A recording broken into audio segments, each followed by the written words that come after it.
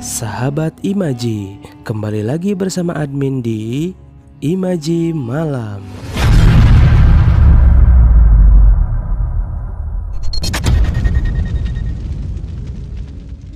Baiklah, kali ini kita akan sama-sama membahas sebuah film yang rilis tahun 2010 silam, di mana film tersebut bercerita tentang seorang anak yatim dari kalangan rakyat biasa yang kemudian menjadi pangeran dan menyelamatkan dunia dari kehancuran. So, bagaimana keseruannya? Langsung saja, inilah Prince of Persia: The Sands of Time. Pada zaman dahulu, terdapat sebuah kerajaan besar yang terbentang dari daratan China hingga pesisir pantai Mediterania. Kerajaan itu adalah Persia. Kerajaan Persia dipimpin oleh seorang raja yang bijaksana bernama Shahraman. Ia berkuasa bersama adiknya Nizam berdasarkan prinsip kesetiaan dan persaudaraan. Raja Shahraman mempunyai dua orang putra bernama Tus dan Garsib yang melengkapi kebahagiaan keluarga kerajaan tersebut. Namun bagi para dewa hal tersebut belumlah cukup, sehingga suatu hari raja dan para pengawalnya sedang berjalan-jalan di pasar. Raja menyaksikan keberanian seorang anak laki-laki dalam membela temannya dari para tentara. Anak lelaki tersebut berlarian dengan lincah di seluk-beluk kota. Ia melompat dari bangunan satu ke bangunan lain demi menghindari kejaran para tentara. Namun akhirnya ia tertangkap dan hendak dipotong tangannya. Namun sebelum itu terjadi, Raja Shahraman beserta pengawalnya segera mencegah. Anak lelaki itu bernama Dastan. Raja Shahraman terketuk hatinya dan memberi Dastan sebuah apel. Kemudian ia mengadopsinya menjadi anak dan segera dibawa ke istana. Dan waktu pun berlalu. 15 tahun kemudian, kerajaan Persia menjadi semakin besar dengan penaklukan-penaklukan yang terus dilakukan oleh Raja Shahraman. Kali ini tampak anak-anak raja yaitu Pangeran Tus dan Pangeran Garsib sedang bersiap menyerang sebuah kota bernama Alamut. Namun Tus merasa heran karena tidak menemukan Dastan. Ternyata Dastan sedang bermain duel dengan para tentara. Ia bukannya membantu kedua kakaknya, malah gaya-gayaan beradu kejantanan. Tak lama kemudian datanglah seorang tentara menjemput Pangeran Dastan untuk mengadakan rapat. Pada malam harinya, Dastan dan kedua kakaknya mengadakan rapat. Mereka berdiskusi untuk menyerang kota Alamut. Karena berdasarkan mata-mata, kota Alamut telah berkhianat. Mereka menjual senjata kepada para musuh Persia. Pada awalnya, Dastan menolak untuk menyerang kota Alamut. Karena pada awalnya mereka diperintahkan untuk menyerang kota Kosakan.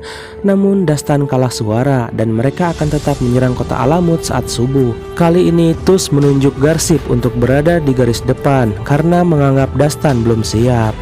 Sementara itu di kota Alamut, tampaklah putri yang cantik bernama Putri Tamina. Ia merupakan seorang ratu. Mendapati kotanya tengah dikepung, Putri Tamina memerintahkan semua dewan untuk berkumpul dan ia sendiri akan pergi ke kuil untuk berdoa. Pagi pun menjelang, Garsib mulai melancarkan serangan lewat gerbang depan. Namun alih-alih mengikuti Garsib, Dastan dan anak buahnya memilih untuk menyerang lewat gerbang timur, di mana memiliki lebih sedikit penjagaan karena para tentara Alamut sedang sibuk di gerbang depan. Dengan trik yang cerdas, Dastan dan anak buahnya berhasil menaiki dinding timur kota, dan mereka pun mulai melumpuhkan penjaga satu demi satu. Berkat kemampuan Dastan dan anak buahnya, mereka akhirnya berhasil membuka gerbang timur kota Alamut. Namun tentara Alamut menyadarinya dan bersiap untuk menyergap dan menutup gerbang.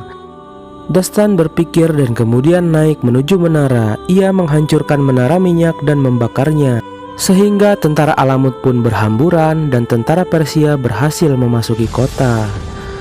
Sementara itu di kuil kota Alamut, tampak Putri Tamina memanggil salah satu jenderalnya yang setia dan memberikan sesuatu yang dibungkus kain berwarna merah.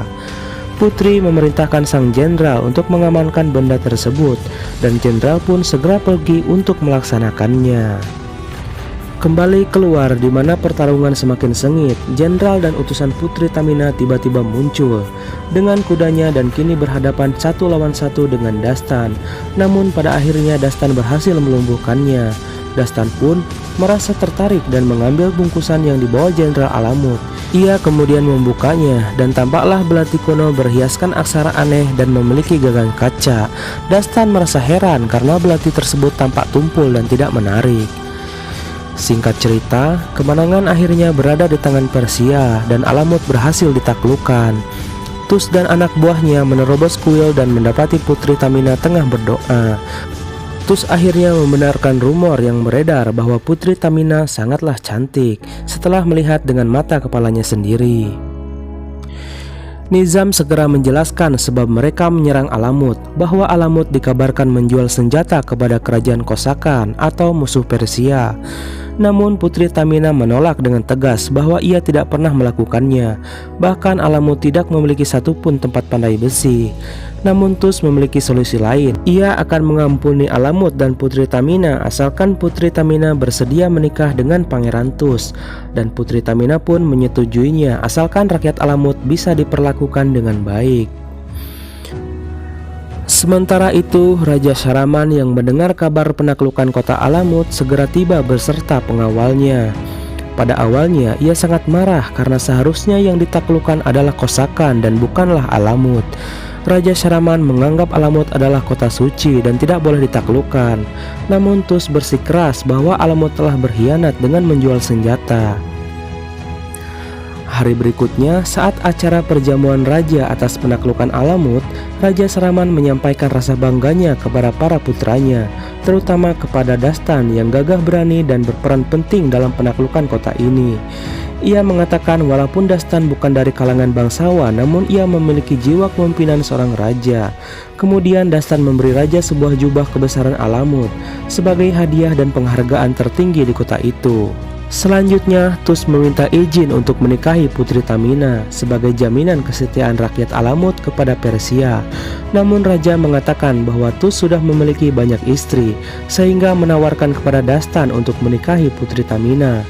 Mendengar hal tersebut, bukannya bahagia, Dastan malah terlihat gugup dan salah tingkah, sehingga jadi bahan candaan anak buahnya. Tak lama kemudian tiba-tiba sesuatu terjadi. Jubah hadiah yang dikenakan Raja Sharaman seperti terbakar. Raja pun kesakitan, bahkan tangan pengawal yang hendak menolongnya pun tampak terbakar dan kesakitan. Raja akhirnya meninggal. Jubah tersebut ternyata mengandung racun yang sangat mematikan. Karena jubah tersebut diberikan oleh Dastan, akhirnya kericuhan pun terjadi. Dastan dituduh sengaja membunuh raja. Oleh karenanya ia akan ditangkap, namun Dastan berhasil kabur berkat bantuan Putri Tamina. Dastan dan Putri Tamina pun menjadi orang pelarian yang dicari seantero negeri. Dalam pelariannya, Dastan mengatakan bahwa ia bukanlah membunuh raja. Namun karena Putri Tamina masih marah karena kotanya diserang, Putri Tamina berniat membunuh Dastan. Mereka pun terlibat perkelahian dan lalu keajaiban terjadi ketika tanpa sengaja Dastan menekan permata pada gagang belati kuno yang selalu ia bawa tersebut. Pada awalnya, Dastan tidak percaya dengan apa yang ia lihat, namun akhirnya ia menyadari bahwa belati itu bisa melepaskan pasir dan mengembalikan waktu selama permatanya ditekan, dan hanya si pemegang belati yang sadar akan perubahan tersebut. Putri Tamina sangat marah karena Dastan menghabiskan semua pasir yang ada pada belati tersebut. Menyadari kemampuan belati, Dastan lalu mengisi belati tersebut dengan pasir. Namun Putri Tamina menjelaskan bahwa itu tidak akan bekerja tanpa pasir khusus.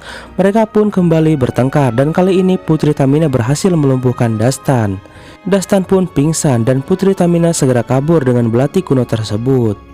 Sementara itu di kota Alamut, Tus telah dinobatkan menjadi raja dan titah pertamanya ialah membawa pengkhianat Dastan ke hadapannya untuk diadili. Dan titah itu pun jatuh kepada Garsip. Garsip dan anak buahnya segera mengejar Dastan.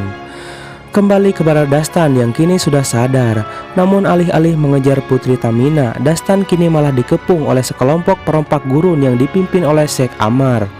Salah satunya adalah Ngebaka. Ia adalah seorang Afrika yang ahli dalam melempar pisau.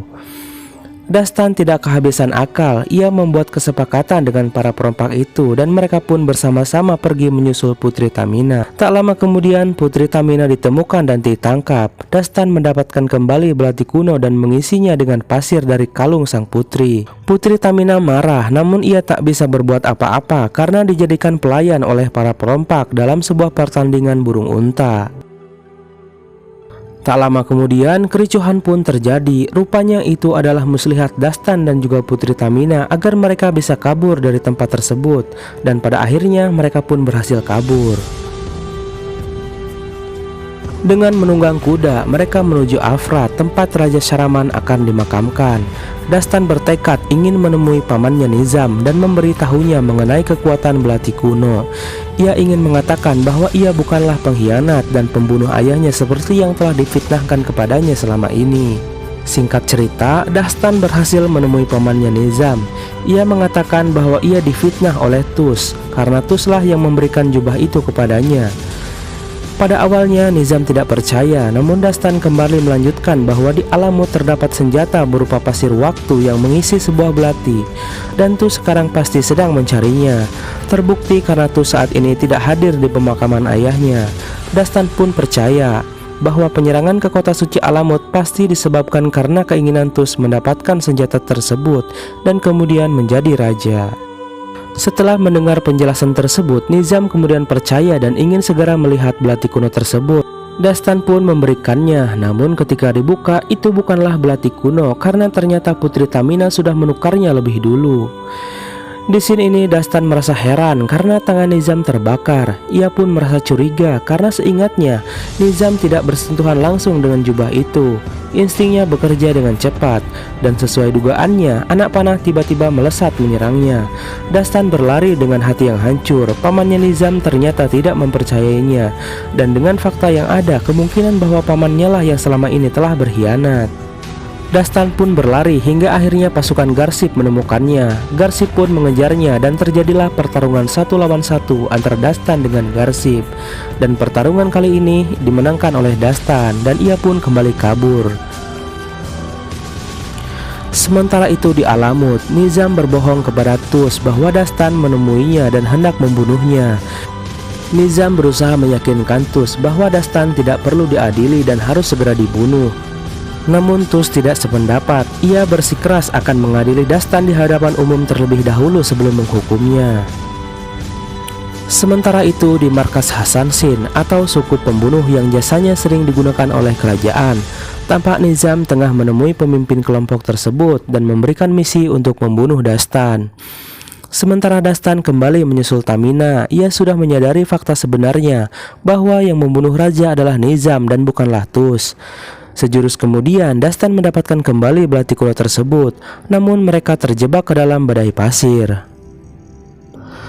Putri Tamina kemudian menceritakan asal-usul belati kuno tersebut. Pada zaman dahulu ketika manusia diambang kehancuran, ada seorang gadis berhati mulia memohon ampunan untuk umat manusia kepada para dewa dengan taruhan nyawanya sebagai gantinya. Akhirnya para dewa mengabulkannya setelah melihat potensi kebaikan pada manusia. Belati kuno pun tercipta, sementara pasir waktunya kini berada di Alamut dengan wadah jam pasir raksasa. Hanya belati kuno tersebut yang bisa menembus wadah pasir dan kemudian mengembalikan waktu. Dastan segera menyadari bahwa dahulu ayahnya pernah bercerita tentang masa kecilnya ketika berburu bersama Nizam. Nizam pernah menyelamatkannya dari macan. Itu berarti Nizam berencana menggunakan kekuatan pasir waktu untuk kembali ke masa itu dan membatalkan apa yang telah ia lakukan. Nizam ingin Sharaman mati di bangsa macan, sementara ia bisa menjadi raja seumur hidup. Namun kekuatan pasir waktu sangatlah berbahaya. Jika digunakan terlalu lama dapat menyebabkan kemarahan para dewa dan kehancuran bumi. Dastan dan Tamina kemudian sepakat untuk menyembunyikan belati kuno tersebut ke sebuah kuil rahasia. Namun di perjalanan mereka kembali bertemu dengan Sheikh Amar dan kelompok-kelompok ngebaka. Lalu mereka pun ditawan. Malam pun tiba. Dastan dan yang lainnya tengah terlelap. Namun tiba-tiba mereka diserang oleh ular ular yang dikendalikan oleh suku Hasanshin. Namun berkat kekuatan belati kuno, Dastan dan yang lainnya selamat. Hal tersebut membuat Sheikh Amar, ngebaka dan kelompoknya mulai menyukai Dastan. Dastan dan Tamina pun melanjutkan perjalanan dikawal oleh kelompok Sheikh Amar. Pada awalnya mereka menolak, namun setelah Tamina menjelaskan bahwa di kuil tersebut banyak emasnya, akhirnya mereka tergoda dan setuju untuk mengawalnya di perjalanan. Namun di perjalanan mereka bertemu dengan Garsip dan para pengawalnya. Perkelahian pun hampir saja terjadi. Garsip yang marah kemudian menangkap Dastan untuk dibawa ke istana. Namun Dastan menjelaskan bahwa ini semua ulah Nizam. Nizam ingin Dastan mati. Ia takut akan apa yang Dastan ketahui dan kepada siapa akan dikatakan. Mendengar penjelasannya, Garsip akhirnya mempercayai Dastan. Namun tiba-tiba suku Hasanshin datang. Garsip pun terkena serangan dan tewas. Pertempuran pun tak dapat dihindari. Sementara itu, Putri Tamina mencari kesempatan untuk memasuki kuil. Ia bersiap untuk mengembalikan Belati ke asalnya. Namun tiba-tiba Hasanshin lain menyerang dan melumpuhkannya. Belati kuno pun akhirnya jatuh ke tangan Hasanshin dan mereka pun langsung kabur. Singkat cerita, berkat bantuan Hasanshin, Nizam berhasil mendapatkan Belati kuno tersebut. Ia kemudian kembali ke kota Alamut dan menyimpan belati tersebut di sebuah menara. Sementara itu, anak buah Nizam terus melakukan penggalian dan pencarian wadah pasir waktu di bawah kota Alamut. Sementara itu, Dastan dan Tamina menyusul ke kota Alamut. Ia bertekad akan mengungkap identitas Nizam kepada Raja Tus. Ngebaka dan kelompoknya bersedia untuk membantu. Mereka pun tiba dan segera menyelinap masuk.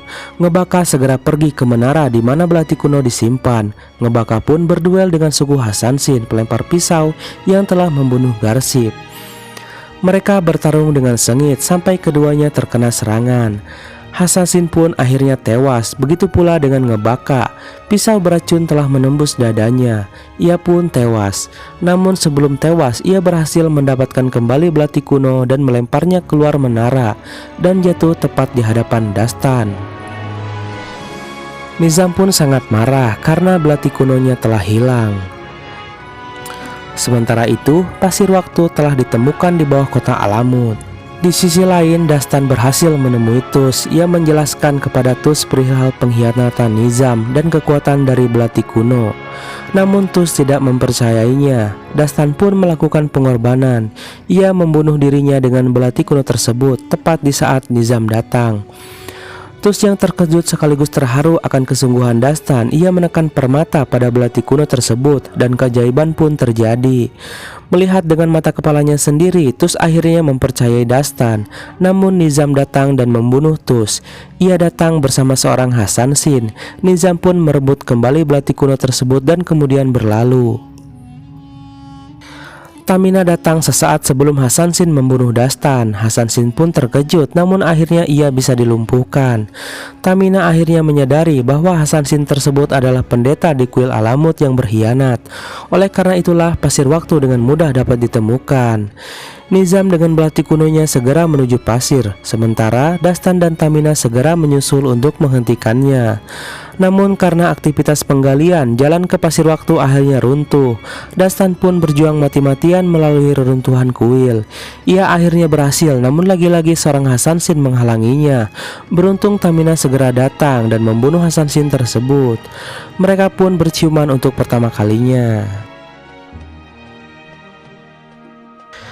Sementara itu, Nizam telah tiba di pasir waktu. Dastan pun segera menghadangnya dan perkelahian pun terjadi. Namun kali ini Nizam menang. Dastan dan Tamina tampak terdesak. Lalu dengan terpaksa Tamina mengorbankan dirinya agar Dastan bisa menghentikan Nizam. Nizam segera menancapkan belati kuno ke jam pasir waktu. Namun sesaat kemudian Dastan datang, namun sudah terlambat. Pasir waktu sudah mengalir keluar dengan deras. Sementara mereka berduel, pasir waktu yang mengalir menyebabkan kehancuran pada dunia. Mereka pun terus berduel sampai akhirnya belati kuno tersebut terlepas dari pasir waktu. Mereka berdua pun akhirnya terhisap ke dalam pasir itu. Lalu tiba-tiba keadaan berubah. Dastan tampak sedang memandangi belati kuno tersebut. Ia kembali tepat saat ia berhasil mengalahkan Jenderal Alamut. Ia pun segera tersadar lalu segera pergi menyusul Nizam. Kemenangan atas penaklukan kota Alamut tersebut membuat tentara Persia bersuka cita. Dastan segera menjelaskan tentang pengkhianatan Nizam, tentang mata-mata palsu yang dibayar Nizam untuk menyerang kota Alamut. Namun mereka menertawakannya dan menganggap Dastan tengah mabuk. Dastan pun menjelaskan bahwa raja pernah mengatakan kepada Tus bahwa ia harus mendengarkan nasihat konsul dan juga suara hatinya. Tus memerintahkan untuk memanggil mata-mata tersebut. Namun Nizam yang ketakutan rahasianya akan terbongkar segera menyerang Dastan. Tus terkejut akan apa yang dilakukan pamannya. Pertarungan pun terjadi dan akhirnya Nizam berhasil dilumpuhkan. Akhir cerita, Tus menyampaikan penyesalannya telah menyerang kota Alamut. Di hadapan Putri Tamina, ia berjanji akan mengganti semua kerugian yang disebabkan oleh penyerangan itu. Ia pun menawarkan pernikahan kepada Putri Tamina dengan Dastan, pangeran Persia yang merupakan seorang penakluk sekaligus penyelamat kota Alamut. Dastan tampak gugup, sementara Putri Tamina sangat terkejut akan Dastan yang mengembalikan belati kuno kepadanya. Namun apapun itu, Dastan dan Putri Tamina tampaknya saling menyukai. Mereka pun dikisahkan memadu kasih dan berbahagia. Dan film pun berakhir. Oke, sahabat Imaji, sekian dulu ulasan film kali ini. Untuk film berikutnya, silahkan tulis di kolom komentar ya. Dan jangan lupa untuk like dan juga subscribe. Terima kasih.